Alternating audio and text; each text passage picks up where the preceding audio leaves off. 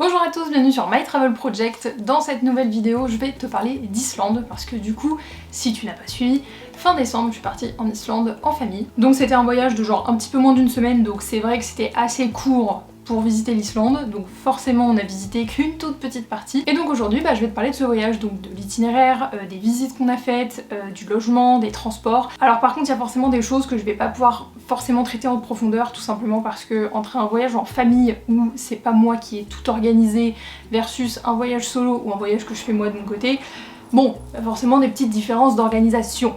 Voilà. Donc en termes de date de voyage, on est parti du 23 au 27 décembre. Donc comme tu vois, c'était vraiment pour le moment de Noël et c'était assez court, ce qui fait qu'il n'y avait pas d'itinéraire. Alors quand je dis qu'il n'y avait pas d'itinéraire, c'est qu'on a eu un seul logement en fait pour tout le voyage et on s'est pas baladé de point A au point B en dormant tous les soirs à un nouvel endroit. C'est-à-dire qu'on avait vraiment notre point de base qui était notre logement et on a gravité autour, on a fait des activités autour pendant la durée de notre voyage. Vu la durée de notre voyage, le mieux c'était de se concentrer sur le cercle d'or qu'on appelle aussi le Golden Circle en Islande, qui est en fait une région qui est quand même assez proche de Reykjavik je trouve, et c'est là où t'as plein de spots, t'as plein d'endroits qui sont hyper populaires, nécessairement aussi du coup hyper touristiques, mais néanmoins très beaux et vraiment à découvrir en Islande, et c'est vraiment sur ça qu'on s'est concentré pendant ce voyage. Aussi les visites ont été concentrées autour du cercle d'or déjà parce que c'est les plus faciles d'accès et c'est aussi les plus faciles d'accès depuis le logement où nous on était. Donc pour t'expliquer un peu le déroulé de ce voyage, le premier jour donc on est parti de Paris et on est arrivé à l'aéroport de Keflavik. Ensuite on est parti faire les courses et on s'est rendu jusqu'à notre Airbnb qui était situé dans la ville de Selfoss. Pour le deuxième jour on a fait deux visites différentes, donc tout d'abord en fin de matinée on est parti au Blue Lagoon juste pour profiter on va dire un peu des sources d'eau chaude et on a également déjeuné sur place. Donc on a quand même passé plusieurs heures au Blue Lagoon et ensuite on est parti découvrir les sources géothermiques de Seltun, donc c'est vraiment une zone géothermique où il y a plein de petites sources d'eau chaude, des fumerolles. Il y a aussi vraiment des couleurs de roches qui sont assez spécifiques à ces zones géothermiques. Ce qui m'a pas mal étonné avec Seltun, c'est que c'est quand même assez petit en fait quand t'arrives. Il y avait littéralement deux voitures sur le parking. Le parking est d'ailleurs pas très grand et c'est un parcours qui doit faire peut-être une demi-heure, 40 minutes si tu prends bien ton temps. Mais ça a pas l'air d'être l'endroit le plus plébiscité on va dire des touristes dans le cercle d'or quoi. Et pourtant moi j'ai adoré. Alors est-ce que c'est parce que c'était aussi ma première visite de sources géothermiques, sources d'eau chaude, ce genre de choses peut-être, mais le fait d'avoir été tout seul, que le parcours était je trouve de la bonne durée, c'est-à-dire pas trop long et pas trop court, et que du coup ça m'a permis de prendre le temps de vraiment me poser, regarder, voir un peu ce que c'était quoi toute cette agitation géothermique. Est-ce que tout ça n'a pas fait en sorte que du coup j'ai vachement apprécié l'expérience? Peut-être. Mais à côté de ça j'ai vraiment trouvé que c'était une super bonne visite et du coup je te le conseille. Donc ça c'était pour le jour 2, maintenant on passe au jour 3 qui pour le coup était un peu plus rempli niveau visite. Donc notre première visite de la journée ça a été d'aller à Geysir. Donc Geysir c'est un lieu où, comme tu peux peut-être le comprendre par son nom, tu vas avoir des geysers. Donc comme Seltun c'est une zone géothermique, tu vas retrouver plusieurs sources d'eau chaude, t'as également un espèce de parcours qui te permet d'aller de source d'eau chaude en source d'eau chaude. Sauf que y en a certaines qui sont actives et d'autres qui sont inactives. Et quand elles sont actives ça donne des geysers et quand elles sont inactives ça donne des petites bulles. Voilà. Donc forcément à Geysir t'as nécessairement un geyser qui est très connu parce que il crache du soufre et du coup de l'eau à peu près on va dire toutes les 5 à 10 minutes. T'en as un autre aussi mais qui est vraiment plus petit et sinon en fait c'est vraiment une balade entre les sources d'eau chaude. Ce que j'ai vraiment apprécié aussi c'est que t'as un chemin qui te permet de prendre de la hauteur et du coup d'arriver à un espèce de point de vue qui n'est pas très haut non plus, mais qui te permet quand même d'avoir une super belle vue sur tous les environs en fait de Geysir, et sur les geysers eux-mêmes qui du coup sont en contrebas, et aussi de la vallée de l'autre côté que nécessairement tu vois pas quand t'es devant les geysers quoi. Après Geysir, on est parti direction Gullfoss. Donc Gullfoss c'est juste à côté de Geysir, à vrai dire c'est à peu près 10 minutes en voiture, et c'est je crois la cascade, la plus grande cascade peut-être d'Islande, et en tout cas la plus touristique et la plus populaire. Et en fait ce qui est vraiment impressionnant moi je trouve avec Gullfoss, c'est que c'est une cascade un peu en escalier et qui est d'autant plus impressionnante je trouve parce qu'il y avait de la glace forcément et puis un peu de neige. Ce que je trouve bien à Gullfoss c'est que en fait tu peux observer la cascade depuis deux points de vue différents, donc t'as un point de vue qui va vraiment donner au-dessus de la cascade et un autre qui est un peu plus en contrebas. Par contre attention à celui en contrebas parce que tu te prends un petit peu d'eau et puis il y a pas mal de courants d'air, voilà, il y a pas mal de vent. Mais du coup tu te rends vraiment compte en fait de la puissance de la cascade et de la puissance du débit d'eau parce que ça fait un vacarme, laisse tomber. Donc ça c'était la deuxième visite de la journée. J'ai apprécié mais c'est pas celle qui m'a le plus impressionnée tout simplement parce que j'avais déjà eu l'occasion en fait de voir des chutes d'eau dans ma vie alors que des geysers par exemple j'en avais jamais vu. Et pour la dernière visite de cette journée on est parti au cratère de Kerid. Donc comme son nom l'indique c'est un cratère d'un ancien volcan qui a genre 6500 ans normalement si je dis pas de bêtises, et en fait au cœur du cratère maintenant t'as un petit lac. Et tout l'intérêt du cratère de Caïd, c'est de pouvoir randonner tout autour du cratère, aller voir bien sûr le lac qui est au milieu du cratère, et surtout de regarder les différentes couleurs de roches, parce que t'as des couleurs, c'est du vert, du jaune, du rouge, et c'est pas quelque chose que tu vois tous les jours. Alors c'est sûr que tu vois ça beaucoup plus en Islande que on va dire dans d'autres pays d'Europe, et encore une fois moi qui n'avais jamais vu ça, bah, c'était super intéressant, et puis c'est un peu voilà, c'est des couleurs que tu vois pas je trouve hyper souvent dans certains paysages, et là c'était l'occasion de les voir. Et donc on arrive au 4e jour et le matin on est parti au Secret Lagoon, donc c'est des sources d'eau chaude dans lesquelles tu peux te baigner, tout comme le Blue Lagoon. Honnêtement, alors je vais peut-être me faire jeter des pierres, je ne sais pas, mais j'avais pas envie de me baigner. Et j'ai trouvé que ça avait un peu moins de charme, on va dire, que le Blue Lagoon, même si le Blue Lagoon est forcément très populaire et victime de son succès. Et là, même si l'eau devait être très chaude, selon moi ça ressemblait plus à une piscine municipale qu'autre chose, et bon dans tous les cas j'avais pas envie de me baigner, j'étais un peu fatiguée ce jour-là. Donc je peux pas te dire que j'ai genre aimé ou pas aimé, parce que je me suis pas baignée en fait, c'est juste que j'étais pas dans le mood en fait pour faire ça ce matin-là. Après, on est allé déjeuner, et là oui, c'est une activité en soi, parce qu'on a déjeuné dans une serre de tomates. Voilà. Faut savoir qu'en Islande, ils font pousser quand même énormément de fruits et légumes sous serre, je crois que c'est d'ailleurs le premier pays d'Europe producteur de bananes, donc je sais que dit comme ça c'est très bizarre. Mais du coup c'était un peu l'occasion de découvrir un peu tout ça, et en fait donc il y a une serre de tomates, enfin plutôt dire un producteur de tomates qui produit des tomates sous serre, qui est le plus gros producteur de tomates je crois en Islande, et qui du coup a ouvert son resto sur le thème de la tomate islandaise.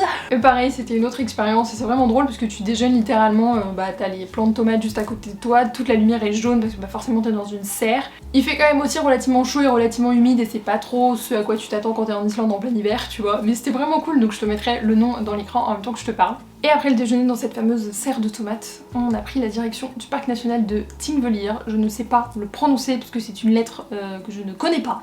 Et en fait le parc national de Thingvellir, il est assez connu parce que c'est de là en fait que tu peux observer la faille entre les plaques tectoniques du continent nord-américain et du continent eurasien. Et en fait c'est hyper impressionnant parce que dès que tu arrives en fait dans le parc national, tu vois direct une des fissures en fait entre les deux plaques tectoniques.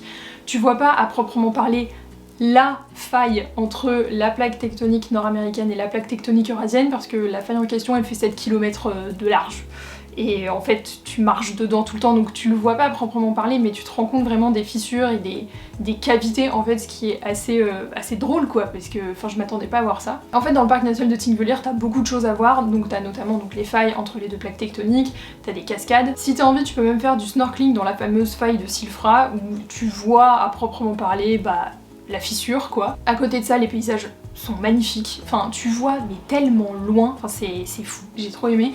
Et historiquement parlant aussi c'est quand même un parc national assez important apparemment en Islande, parce que c'est sur les terres du parc national de Thingvellir que pendant je ne sais plus combien d'années s'est tenu le parlement en fait, l'assemblée parlementaire islandaise qui a donc élaboré des lois et le futur du pays et tout ça, donc ça reste un lieu historiquement assez important aussi. Honnêtement je pense que le parc national de Thingvellir ça a été ma visite préférée de tout ce que j'ai fait en Islande. Je pense que ça soit pour la diversité de ce que tu vois, donc les failles, les paysages, les cascades, enfin c'était vraiment cool. Et certes il y avait un peu de monde, mais en fait il y a tellement de chemins différents et c'est tellement large que t'as pas du tout l'impression de marcher les uns sur les autres, et ça j'ai trop apprécié quoi. Donc voilà pour les dates, l'itinéraire et surtout les visites de ce voyage. Et maintenant je vais passer au transport. Donc pour me rendre en Islande, vu la situation géographique de l'Islande, j'ai pris l'avion, et donc j'ai pris un vol direct avec Icelandair depuis Paris jusqu'à Reykjavik, et le vol dure 2h50, donc que ça soit à l'aller comme au retour. Ça s'est très bien passé, j'ai pas eu de soucis, j'ai même trouvé d'ailleurs que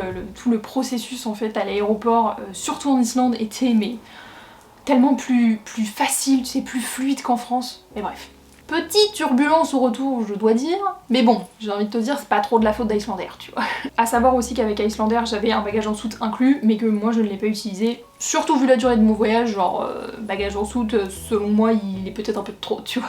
Et pour les transports sur place, vu qu'on était en famille, le plus simple c'était de louer une voiture, et donc c'est ce que mes parents ont fait. Ils ont loué une voiture directement à l'aéroport de Keflavik avec la compagnie Lotus. Il faut savoir qu'à l'aéroport de Keflavik, t'as énormément d'agences de location de voitures, je pense comme dans beaucoup d'aéroports, et donc la compagnie Lotus, eux, ils sont pas directement à l'aéroport, ils ont un bureau qui est à genre 2 km, et en fait il y a quelqu'un de l'agence qui vient de chercher directement au terminal des arrivées. Et on n'a pas du tout eu de soucis avec la voiture. Personnellement, j'ai trouvé aussi que les gens de chez Lotus, donc de l'agence de location, étaient très serviables et disponibles, donc ça s'est très bien passé.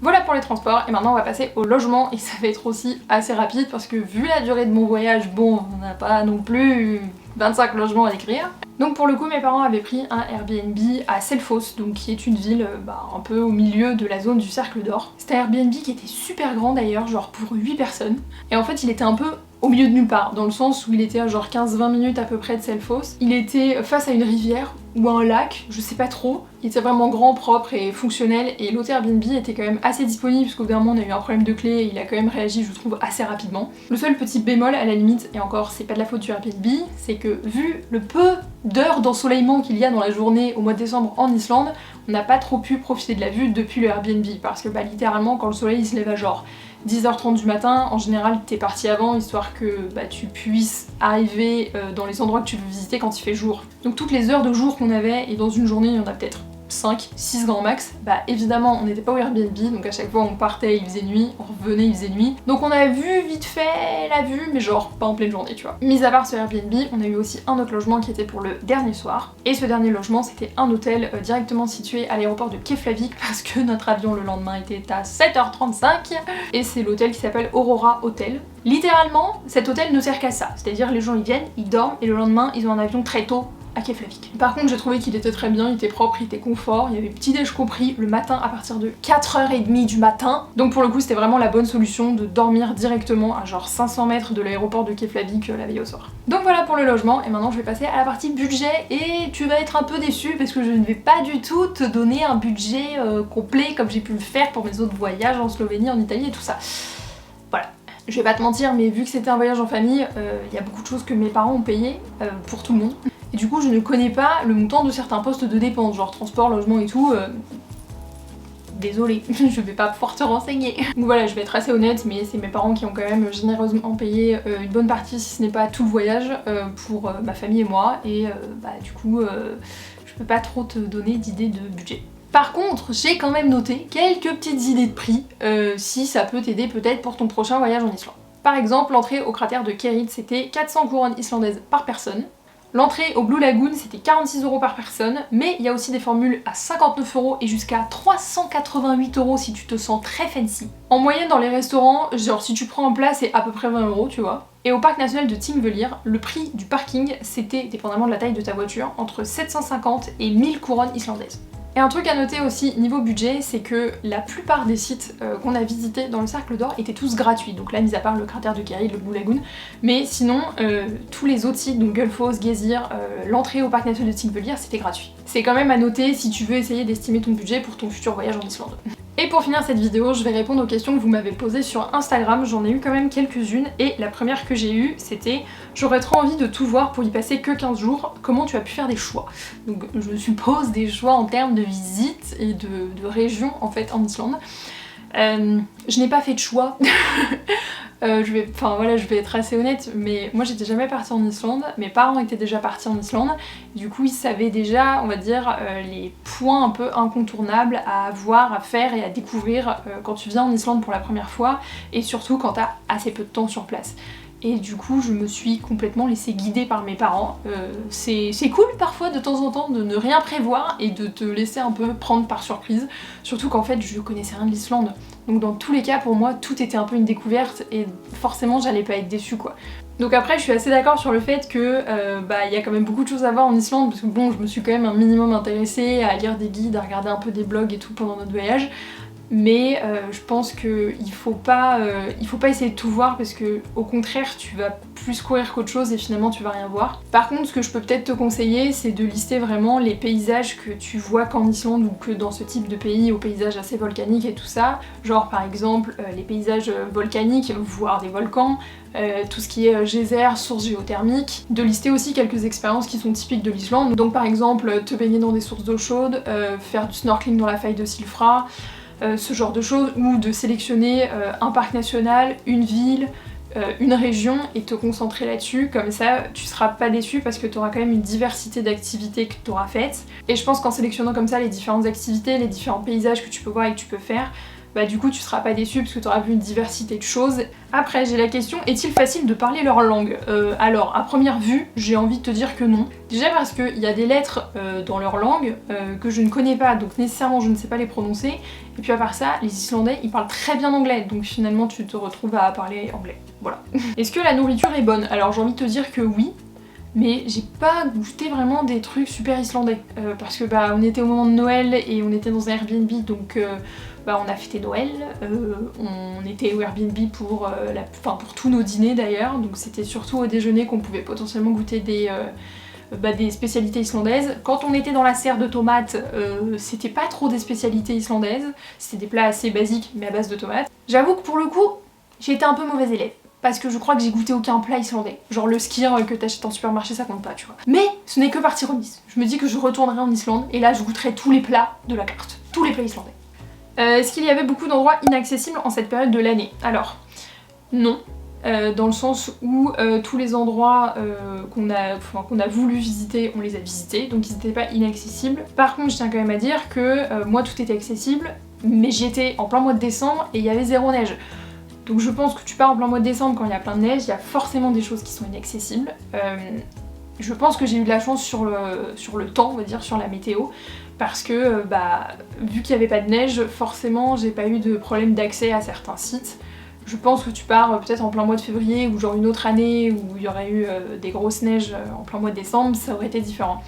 Mais pour le coup, vu que j'ai eu de la chance à ce niveau-là, je ne peux pas te dire ce qui est inaccessible. Quel a été ton équipement? Donc j'ai déjà fait une vidéo sur le sujet où je te montre tout le contenu de mon sac à dos pour partir en Islande, donc je te la listerai dans l'écran et dans la barre d'infos. Et la deuxième partie de la question, c'est est-ce que tout est rentré dans un sac à dos cabine? Alors, oui et non, dans le sens où toutes mes affaires sont rentrées dans mon sac à dos cabine, mais à côté, si t'as regardé ma vidéo, j'ai mon sac d'appareil photo, et lui en fait tu peux pas le plier quoi, donc lui forcément n'est pas rentré dans mon sac à dos cabine. Par contre, j'ai emmené donc les deux sacs avec moi en cabine, et les deux ensemble étaient autorisés. Est-ce que tu trouves qu'il y fait plus froid qu'au Québec? Alors j'ai envie de dire que non, mais j'ai passé 4 ans au Canada et j'ai passé 5 jours en Islande, donc je sais pas à quel point la comparaison est nécessairement bonne à faire. J'ai trouvé qu'il faisait moins froid qu'au Québec, par contre j'ai trouvé qu'il y avait plus de vent. Après, tout dépend avec quel hiver je compare quoi, parce que si je pense à mon premier hiver au Canada, à partir de novembre il faisait moins 20, et si je compare à mon hiver à Montréal quand j'étais en master, au mois de décembre il faisait 12 degrés. Donc voilà, c'est un peu compliqué. Bon du coup pour être un peu plus sérieuse, niveau météo, on n'a pas eu de neige, sauf le dernier soir où il a neigé, mais du coup on était déjà à l'hôtel, à l'aéroport, donc on n'a pas trop vu ni profité de la neige. En termes de température, il faisait pas hyper froid, enfin il y avait pas beaucoup de rafales de vent par contre, donc ça forcément bon ça te refroidit d'autant plus, mais il faisait pas si froid que ça. On a eu genre jusqu'à -2, mais sans vent, et du coup t'avais pas l'impression que c'était -2. On a eu aussi genre du 0, mais tu sais avec du vent, donc ressenti -7, ça c'était moins cool. Du coup dans ce sens là, non, il était moins froid qu'au Québec quoi. Mais encore une fois, tout dépend de la période de l'année. Alors checklist, tenue à emporter, sortie réservée à l'avance, il y en a, ils me font leur liste de courses quoi quand ils m'envoient des questions. Alors checklist, tout ce qui est packing list, pareil c'est sur mon blog, je te mettrai le lien dans la description. Tenue à emporter en hiver, moi j'étais très contente d'emporter mon pantalon ski avec mon collant que j'ai mis en dessous, et du coup je sentais pas du tout le vent quand il y avait des grosses rafales de vent, alors que le premier jour j'avais juste mis genre mon jean avec mes après-ski. Là je l'ai un peu plus senti tu vois, donc je conseillerais quand même de partir avec genre un pantalon ski si tu pars en hiver, histoire de bien te protéger du vent et du froid. Après pour le reste des tenues à emporter, surtout si tu pars en hiver, j'ai envie de te dire un gros manteau, un bonnet, des gants, et je dirais pas une écharpe parce que je trouve qu'une écharpe c'est trop gros, mais moi j'avais mon buff et ça m'a tenu très très chaud, enfin c'était très bien, j'avais pas de vent ni rien qui passait, donc voilà les affaires on va dire d'hiver de base que t'emporterais genre si tu partais au ski, voilà. Après pour les sorties à réserver à l'avance, je crois que le Blue Lagoon fallait quand même réserver un minimum en avance, surtout vu la période. Si tu pars évidemment au moment de Noël, essaye de réserver quelques restos en avance si t'en as l'envie. Mais sinon en fait les autres sorties qu'on a faites étaient toutes gratuites, donc du coup il n'y avait pas besoin de réservation avant. Je dirais juste de réserver pour le Blue Lagoon si t'as envie d'y aller en fait. Mais du coup toutes les autres sorties qu'on a faites étaient gratuites, mis à part le cratère de Kérit, mais en fait il n'y avait pas besoin de réserver en avance, donc je dirais que la seule sortie que tu devrais réserver en avance si t'as envie de le faire, c'est le Blue Lagoon. Et pour la dernière question que je trouvais très drôle, c'était alors, c'est spécial comme question, mais on m'a dit que l'eau du robinet a une odeur particulière, est-ce que c'est vrai? Et en fait quand j'ai vu cette question je me suis dit, mais c'est marrant, moi je me suis pas du tout posé la question quand j'étais en Islande. Donc non, j'ai pas trouvé qu'elle avait une odeur particulière. Par contre, quand tu vas voir les sources d'eau chaude, les geysers et tout, le soufre quand ça sort là, ça pue. Ça sent l'œuf moisi, c'est dégueulasse.